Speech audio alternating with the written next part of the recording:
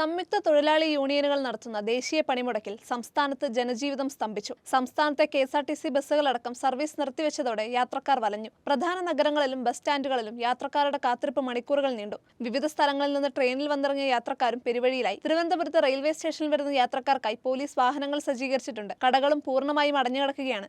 സ്വകാര്യ വാഹനങ്ങൾ ഓടുന്നുണ്ട്.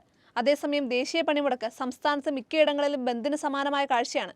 പണിമുടക്ക് അനുകൂലികൾ സർവീസ് നടത്താൻ തയ്യാറായ KSRTC ബസ്സുകൾ തടഞ്ഞു.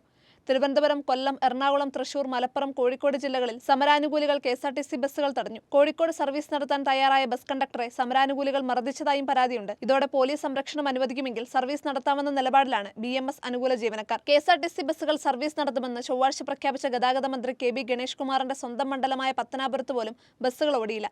അതേസമയം ഇടുക്കി ജില്ലയിൽ KSRTC ഭാഗികമായി സർവീസ് നടത്തുന്നുണ്ട്. ആലപ്പുഴയിൽ ജലഗതാഗത ബോട്ടുകളും പണിമുടക്കി.